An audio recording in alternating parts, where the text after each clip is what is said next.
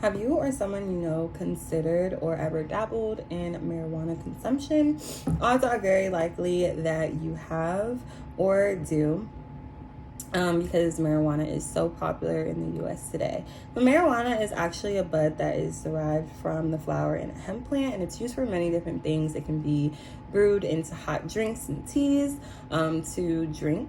It can be burnt into butters to consume as food, or it can be smoked recreationally or medicinally. And there is this divide in America today where we have a group of doctors who believe that marijuana actually does have amazing benefits, and their fight is that it does have amazing medicinal benefits, especially for diseases such as cancer, which are very hard to control, or chronic pain. And we also have, and it's also a natural substance as well. We also have the other half of the division who is against marijuana legalization, at least recreationally, because of the effects that marijuana does actually have on the brain. So today we are not here to talk about whether it should be legalized or not, whether it should be consumed or not, but here today we are to talk about the effects of marijuana and what marijuana actually does to us. So for starters, marijuana does affect everyone differently.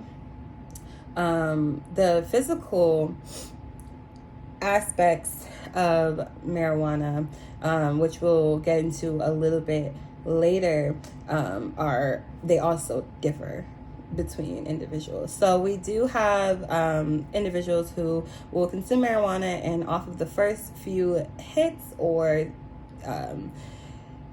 bites of consumption, off of, we'll call it a dose because it is a drug technically.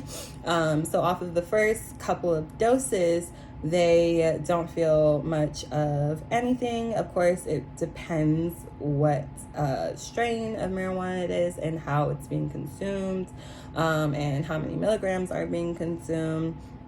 But we also have individuals who will immediately, so we have individuals who immediately start feeling the repercussions, and then we have individuals who actually will take a few minutes to get there, and that's just based off of THC tolerance, which THC is the main chemical in marijuana that makes people feel the way that they do when they consume it.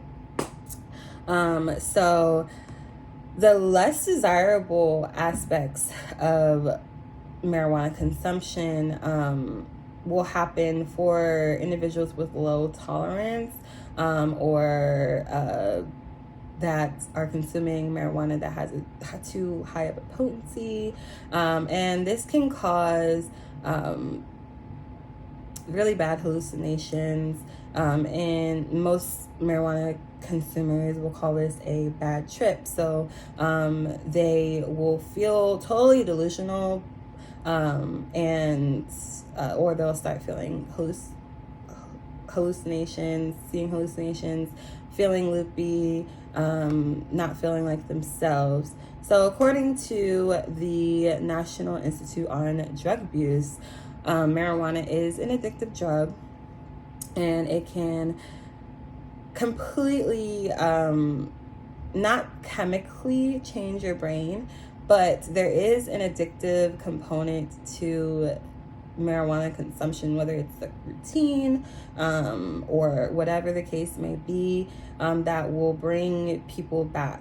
And it, at that point, does become an addiction. So it can be an addictive drug.